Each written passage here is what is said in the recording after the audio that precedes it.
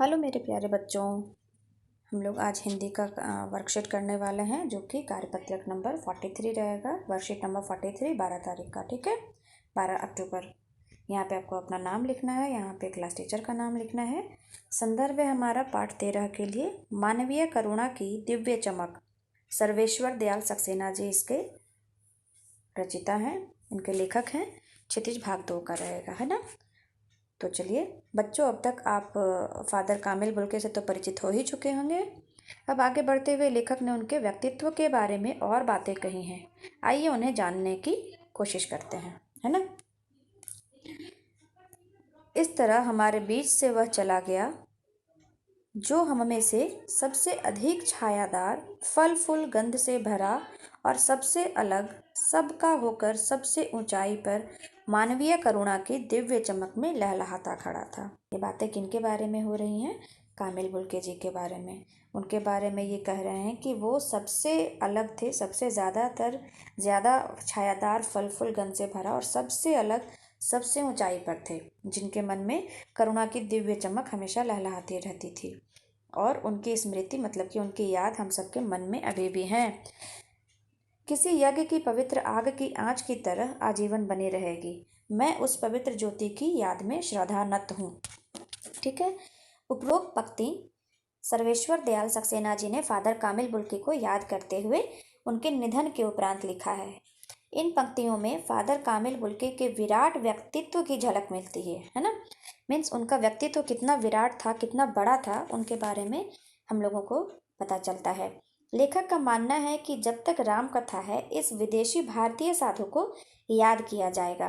Means कि राम कथा तो अनंत है, वो तो कभी मिटने वाली नहीं है। ठीक उसी तरह से इनको भी विदेशी भारतीय साधु की तरह याद किया जाएगा। विदेशी भारतीय साधु क्यों? क्योंकि ये तो बेल्जियम से थे, पर फिर भी इन्होंने भारत में आके सेवा का बहुत सारा कार्य किया तथा उन्हें हिंदी भाषा और बोलियों के अगाध प्रेम का उदाहरण माना जाएगा। ठीक है, तो ये हम लोगों को समझ में आ गई। अब अभी देखते हैं कि ये जो सारे कुछ वर्ड्स हैं, क्या क्या इनकी मीनिंग है। मानवीय मीन्स कि मानव के अनुरूप, है ना। स्मृति मतलब तो याद होता है, पता है। आजीवन, जीवन पर्यंत। श्रद्धानत, श्रद्धा मीन्स श्रद्धा से झुका हुआ। उपरोक्त गद्यांश को पढ़कर उत्तर देना है हम लोगों को। पहला प्रश्न है, लेखक ने फादर को याद करते हुए अपनी भावनाओं को किन शब्दों में प्रकट किया है? तो यहाँ पे उत्तर है, लेखक ने फादर को याद करते हुए कहा है कि वह एक छायादार, फल फूल और सुगंध से भरे, यहाँ पे से दो बार लिखा गया है, से भरे पेड़ जैसे थे। वो सबसे अलग व्यक्तित्व के थे, जिनमें करुणा की दिव्य चमक हमेशा लहलहाती रहती थी। उन्होंने उन्हें पवित्र ज्योति भी कहा है ना। दूसरा क्वेश्चन देखते हैं हम लोग। फादर के लिए मानवीय करुणा की दिव्य चमक का संबोधन क्यों किया गया है? उत्तर है, फादर के द्वारा मानवता और गरीबों के लिए किए गए कार्य के कारण उन्हें मानवीय करुणा की दिव्य चमक का संबोधन दिया गया है, जिनके अंदर सभी लोगों के लिए करुणा का भाव था। ठीक है। तीसरा क्वेश्चन है, फादर को विदेशी भारतीय साधु क्यों कहा गया है? उत्तर में आएगा, फादर को विदेशी भारतीय साधु इसलिए कहा गया है क्योंकि वह बेल्जियम के होते हुए भी अपना पूरा जीवन फकीरों की तरह हिंदुस्तान के लोगों की सेवा में समर्पित कर दिया, है ना। नेक्स्ट क्वेश्चन है 4th नंबर। प्रस्तुत पद में पवित्र ज्योति शब्द से क्या अभिप्राय है? तो मैं इसे हटा रही हूँ, आप एक बार पढ़ लीजिएगा।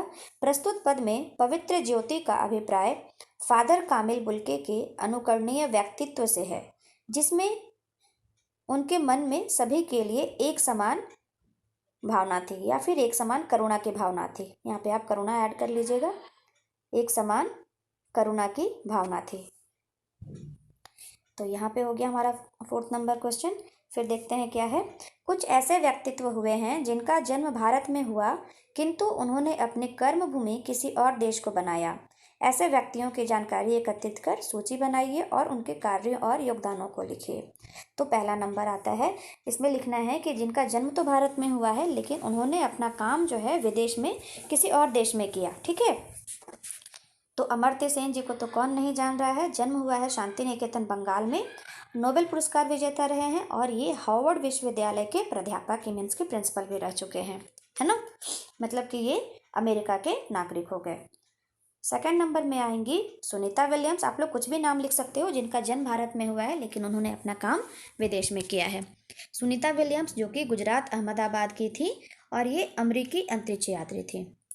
कल्पना चावला तीसरा पे है, जिनका जन्म करनाल हरियाणा में हुआ था और ये भी अमेरिकी अंतरिक्ष यात्री की सदस्य रह चुकी हैं। फोर्थ में मीरा नायर, जिनका जन्म राउरकेला उड़ीसा में हुआ है और ये अमेरिकी फिल्म निर्माता हैं। ठीक है, अमेरिका में इनका जो फिल्म बनाती हैं वो अमेरिका में बनाती हैं। हरगोविंद खुराना जी, जिनका जन्म मुल्तान पंजाब में हुआ है और ये भारतीय अमेरिकी जैव रसायनज्ञ हैं। ठीक है, तो यहाँ पे हमारे सारे क्वेश्चंस कंप्लीट हो गए और कोविड के संदर्भ में उचित व्यवहार संबंधी आपके लिए संदेश है कि नियमित रूप से अपने हाथों को साबुन और पानी से ज़रूर धोएं, भीड़ भाड़ वाले इलाके में बिल्कुल ना जाएं और जितना अगर ज़रूरत हो तो लोगों से दूरी बनाकर रहें। तो यही हमारा था आज का हिंदी का 10th का आपका worksheet. Okay, thank you for watching. अगर आप लोगों ने अभी तक सब्सक्राइब नहीं किया है तो प्लीज़ सब्सक्राइब कीजिएगा। अच्छा लगा हो तो लाइक शेयर ज़रूर कीजिएगा। Thank you for watching.